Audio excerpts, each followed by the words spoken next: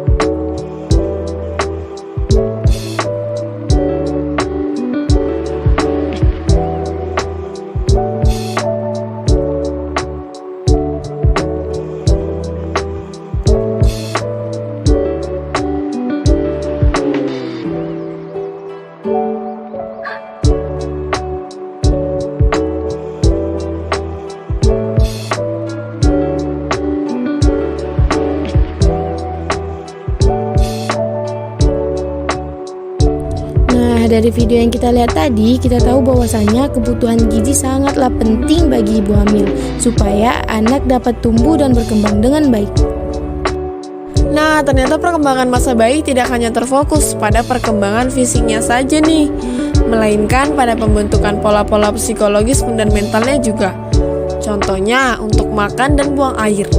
Meskipun pembentukan kebiasaan tersebut mungkin tidak selesai pada akhir masa bayi, pada pola makan bayi, permasalahan yang timbul biasanya ketidaksukaan bayi terhadap makanan cair yang terbiasa pada usia 4-5 bulan.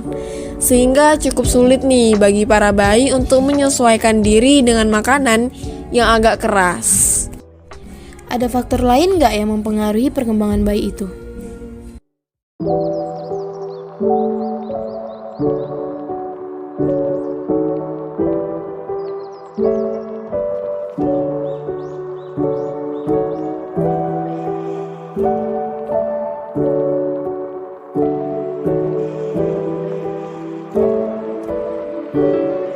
Ada dong, ini aku kasih tahu ya. Yang pertama itu kondisi di dalam kandungan.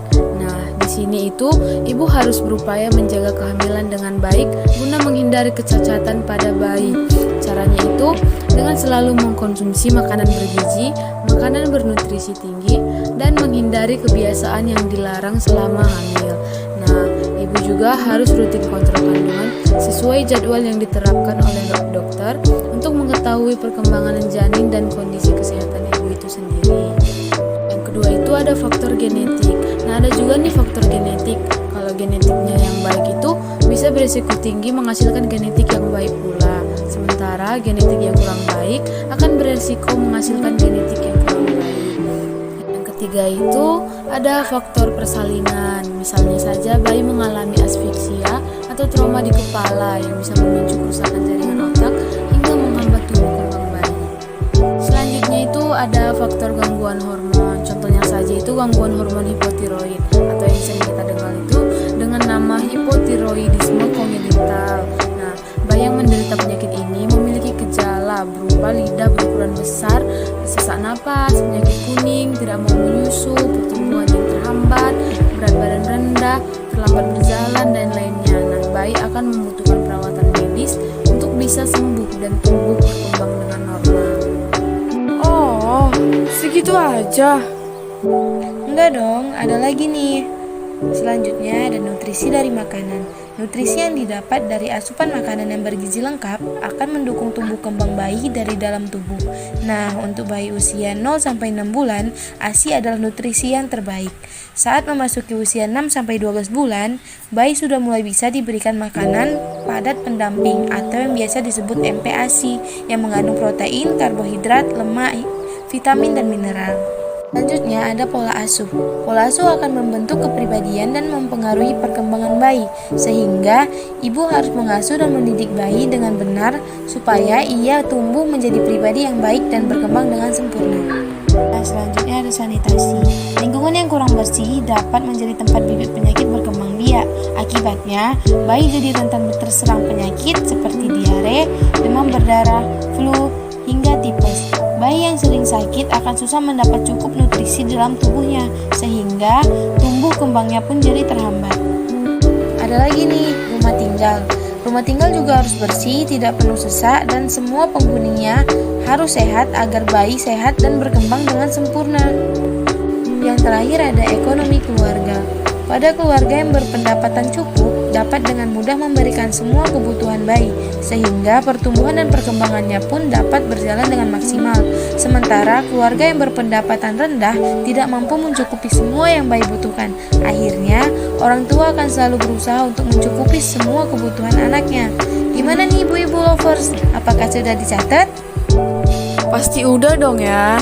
Ada lagi nih yang mau kita diskusikan mengenai dampak merokok saat menyusui pada periode perkembangan masa bayi. Pertama, ada yang menurunkan produksi ASI. Kadar hormon proaktin yang rendah dapat menyebabkan tubuh ibu tidak mampu memproduksi ASI dalam jumlah yang cukup, sehingga bayi mengalami kekurangan ASI dan berpeluang untuk menyapi terlalu dini. Yang kedua, ada mengubah rasa ASI.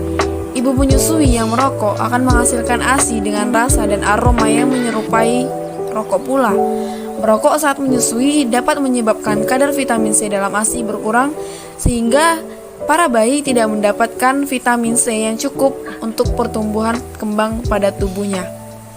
Yang ketiga ada memicu kolik dalam menurunkan kualitas tidur pada bayi. Nah, kondisi ini tuh merupakan situasi ketika bayi menangis tanpa alasan yang jelas secara berlebihan, yaitu sekitar 3 jam atau lebih dalam sehari. Selanjutnya, meningkatkan resiko terjadinya berbagai masalah kesehatan pada bayi.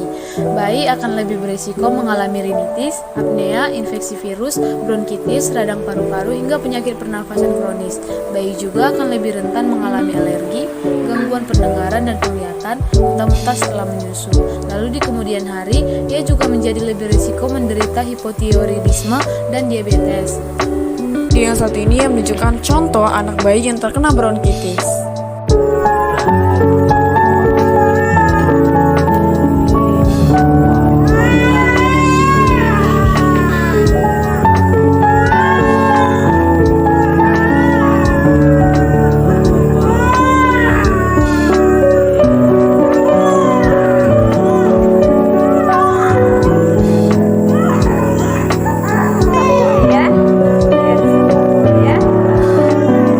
tadi itu kan ada yang bayi ya, sekarang mari kita lihat lagi ada yang salah satunya itu balita.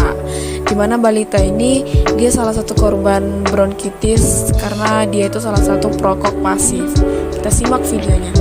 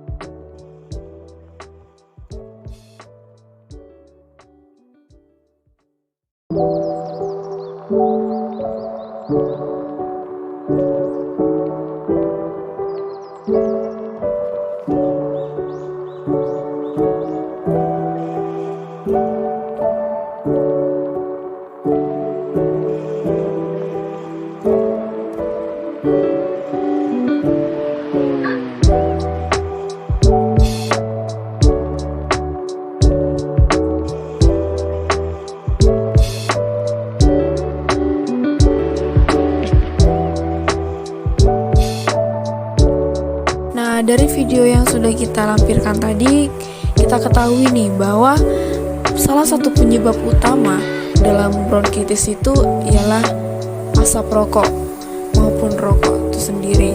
Untuk si balita tadi itu kita tahu bahwa dia itu terkena bronkitis akibat dia menghirup asap rokok yang diisap oleh ayahnya. Sedangkan untuk video bayi tadi kami ketahui bahwa bayi tersebut terkena bronkitis akibat dia lahir dari seorang ibu yang perokok aktif. Terakhir ada meningkatkan risiko sudden infant death syndrome atau SIDS. Merokok pada masa menyusui diketahui dapat meningkatkan risiko kematian bayi mendadak atau sudden infant death syndrome. Bahkan diketahui nih bahwa bayi yang lahir dari orang tua perokok memiliki peluang 7 kali lebih besar mengalami SIDS dibandingkan dengan bayi yang tidak terpapar rokok. Nah, mari kita mengenal lebih dalam tentang rokok. Apa aja sih kandungan rokok? Pada tahu nggak nih kalau rokok itu mengandung sekitar 4.000 jenis bahan kimia dan 200-400 di antara bahan tersebut dapat menjadi racun bagi tubuh dan berbahaya bagi kesehatan. Bahan-bahan bersifat racun tersebut bisa berbentuk gas seperti nitrogen oksida, hidrogen cyanida, karbon monoksida, serta senyawa kimia yang mudah menjadi gas dan uap seperti formaldehida dan nitrosamin. Selain itu, terdapat zat radikal bebas juga di dalam asap rokok yang dapat mempercepat kerusakan sel akibat stres oksidatif, diantaranya peroksinitrit, hidrogen peroksida, dan superoksida. Asap rokok mengandung timbal yang dapat diikat oleh sel darah merah dan menyebabkan anemia dan mengganggu pertumbuhan dan perkembangan bayi. Nah, ada 3 kandungan yang paling berbahaya di dalam rokok. Yang pertama ada karbon monoksida. Karbon monoksida merupakan gas yang tidak berbau. Jika karbon monoksida ini masuk ke dalam tubuh dan dibawa oleh hemoglobin ke dalam otot-otot tubuh, akan mengakibatkan seseorang kekurangan oksigen.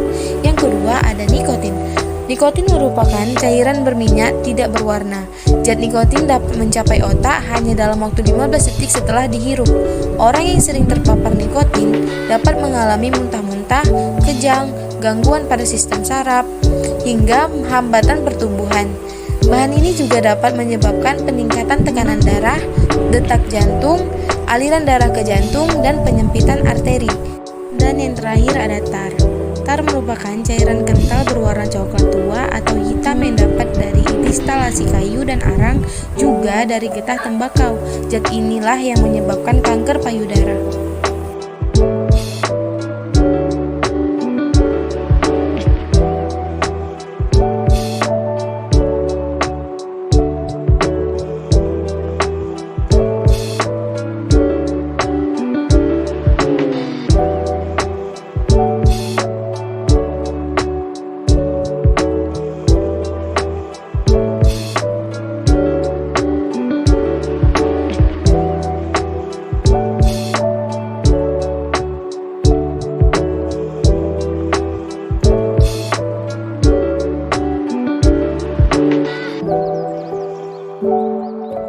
Dadah.